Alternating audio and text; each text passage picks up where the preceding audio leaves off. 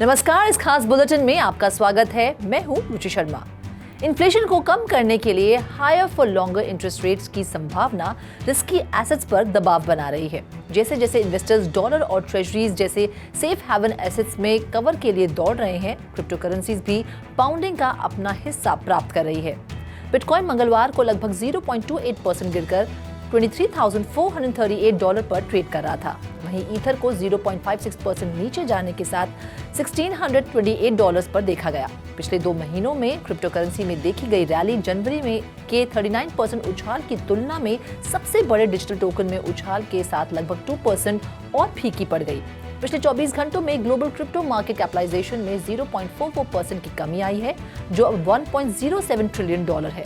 इस पीरियड के लिए टोटल क्रिप्टो मार्केट वॉल्यूम 31.12% बढ़कर $45.23 बिलियन हो गई है। डिसेंट्रलाइज्ड फाइनेंस टोटल वॉल्यूम का 10.94% है, जो अब $4.95 बिलियन है, जबकि स्टेबल कॉइन्स बाकी 89.17% है, जो हाल में $40.33 बिलियन है। बिटकॉइन की डोमिनेंस में भी 0.14% की वृद्धि हुई है, जो अब 42.3% पर है। ट्रेजर, एक हार्डवेयर वॉलेट निर्माता, अपने खुद के वॉलेट सिलिकॉन चिप्स का निर्माण करने नए ट्रेजर वॉलेट की मैन्युफैक्चरिंग को स्पीड दे रहा है। 27 फरवरी को ट्रेजर ने आधिकारिक तौर पर घोषणा की कि वह अपने flagship products treasure model T में अपने की कंपोनेंट्स चिप रैपर के प्रोडक्ट की सुविधा शुरू करेगा। इस कदम का एम ट्रेजर वॉलेट प्रोडक्शन को महत्वपूर्ण रूप से ऑप्टिमाइज करना है, जिससे सप्लाई साइकिल का समय 2 साल से कई महीनों तक कम हो सकता है। ट्रेजर के अनुसार ऑप्टिमाइजेशन तैयार प्रोडक्ट्स की शिपिंग में देरी को भी खत्म करेगा और कंज्यूमर्स को कंपोनेंट सप्लाई और डिमांड के कारण कीमतों में उतार चढ़ाव से बचाएगा। इलेक्ट्रॉनिक आर्ट्स के फाउंडर में से एक ट्रिप हॉकिंस ने घोषणा की है कि वे को फाउंडर और चीफ स्ट्रैटेजिस्ट के रूप में Web3 gaming startup games for a living में शामिल हो रहे हैं। GFAL टूल का एक सेट विकसित करता है जो वेब3 गेम्स के विकास की अनुमति देता है। इसका main goal AAA category video games के निर्माण का समर्थन करना है, जिसे आसानी से ब्लॉकचेन में इंटीग्रेट किया जा सकता है। एक प्रेस कॉन्फ्रेंस के दौरान हॉकिंस ने कहा कि वेब3 मेटावर्स का पुल है। यही कारण है कि वह एक अधिक सुरक्षित मेटावर्स बनाना चाहता है जो हैकिंग के लिए लेस प्रोन हो। इसके अलावा नए GFL एग्जीक्यूटिव ने कहा कि वे मेटावर्स में एक ऐसी इकोनॉमी के निर्माण पर ध्यान केंद्रित करेंगे जो असल दुनिया के जितने करीब हो सके। बड़े जापानी निगमों का एक समूह, जिसमें मित्सुबिशी, फिजित्सो और बैंकिंग जायंट मिज़ोहो शामिल हैं, ने हाल ही में देश के लिए एक मेटावर्स इकोनॉमिक जोन स्थापित करने के लिए सहयोग करने पर सहमति व्यक्त की है, जिसका लक्ष्य ओपन मेटावर्स इंफ्रास्ट्रक्चर विकसित करना है। हाल ही में एक प्रेस रिलीज के अनुसार समूह को स्क्वायर इनिक्स के पूर्व एग्जीक्यूटिव और JP गेम्स CEO हजीमे तबाटा द्वारा पावर ऑफ गेम्स के माध्यम से जापान को अपडेट करने के लक्ष्य द्वारा निर्देशित किया जाएगा। सूत्रों के अनुसार जिन कंपनियों ने एग्रीमेंट पर साइन किए हैं, उन्हें टेक्निकल इंफ्रास्ट्रक्चर के निर्माण के लिए अपनी टेक्नोलॉजीज और सर्विसेज जैसे गेमिफिकेशन और फिनटेक को इंटीग्रेट करने की जरूरत होगी। हाल में प्रोजेक्ट का नाम ryugu koku रखा गया है। डेहोंग कम्युनिकेशंस लोटे की मार्केटिंग और NFT हब के अनुसार मैन्युफैक्चरिंग, होटल्स और ई-कॉमर्स में संचालन के साथ साउथ कोरिया का 5वां सबसे बड़ा समूह लोटे ग्रुप पॉलीगॉन ब्लॉकचेन के साथ साझेदारी के माध्यम से अपने नॉन फंजिबल टोकन्स बिजनेस को ग्लोबल मार्केट में विस्तारित करने की योजना बना रहा है। सहयोग बेलीगॉम NFT या लोटे होम शॉपिंग की प्रोफाइल पिक्चर डिजिटल कलेक्शन को उसी नाम के पिंक बैग कैरेक्टर पर केंद्रित करने के साथ शुरू होगा।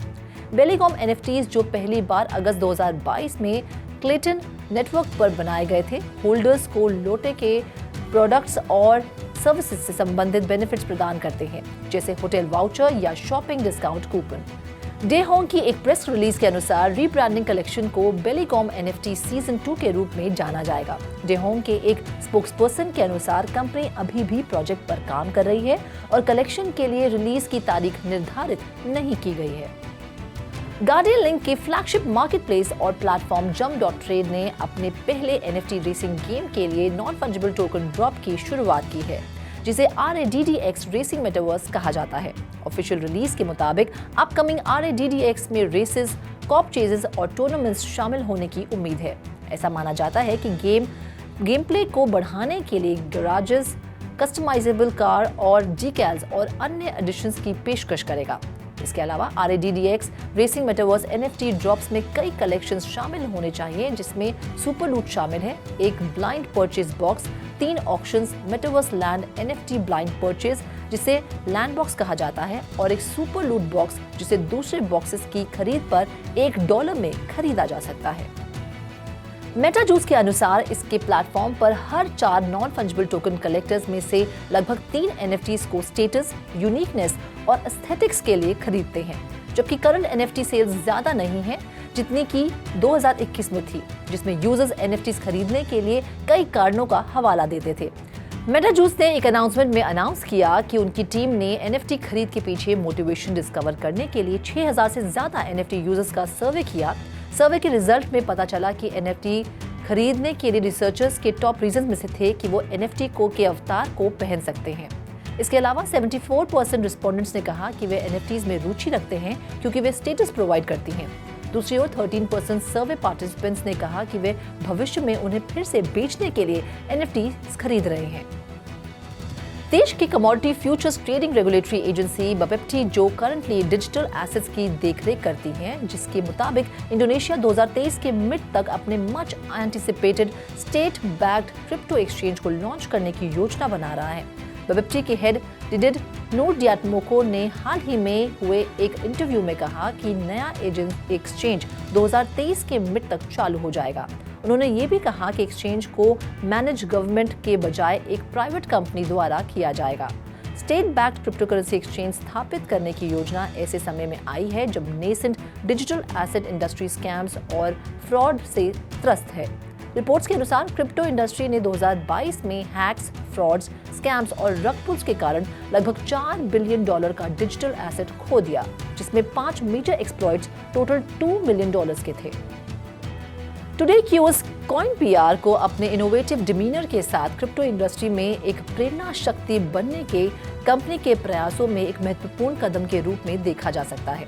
अपने नए इनोवेशंस के साथ क्रिप्टो और इसके कई रिलेटेड डोमेन्स पर फोकस करने वाला इंडिया बेस्ड फाइनेंशियल प्लेयर अपने लिए एक प्रतिष्ठा स्थापित कर रहा है। Today Q crypto currency trading, investment और ब्लॉकचेन टेक्नोलॉजी में स्पेशलाइजिंग क्रिप्टो करेंसी फर्म अपने नए क्रिप्टो मार्केटिंग और क्रिप्टो PR एजेंसी के साथ आ रही है, जिसका नाम CoinPR रखा गया है, जो क्रिप्टो में नए प्रोडक्ट्स और ब्लॉकचेन स्पेस के एडवर्टाइजर्स, पब्लिशर्स और इनोवेटर्स के बीच गैप को ब्रिज करने के लिए बोली लगाती है। एक घोषणा के मुताबिक टेल अवीव स्टॉक एक्सचेंज या TASE, जो इजराइल के एकमात्र पब्लिक इक्विटी ट्रेडिंग प्लेटफॉर्म को ऑपरेट करता है, जो अपने नॉन बैंकिंग मेंबर्स के कस्टमर्स को क्रिप्टो करेंसी ट्रेड करने की अनुमति देने के लिए ऑथराइज्ड एक्टिविटीज को एक्सपैंड करना चाहता है।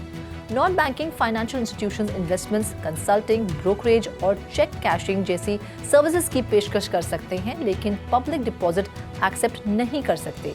प्रस्ताव के अनुसार नॉन बैंक मेंबर्स को लाइसेंस प्राप्त क्रिप्टो ट्रेडिंग और कस्टडी प्रोवाइडर्स के जरिए अपने कस्टमर्स की ओर से क्रिप्टो करेंसी खरीदने और बेचने की आवश्यकता होगी। TASE ने कहा कि नॉन बैंक्स के लिए क्रिप्टो ट्रेडिंग को कवर करने का प्रस्ताव क्रिप्टो एक्टिविटी में अंतर्निहित जोखिमों को कम करते हुए क्रिप्टो की बढ़ती मांग को पूरा करने का एक प्रयास है। इस खास बुलेटिन में फिलहाल इतना ही। आप देखते रहिए 3.2 TV।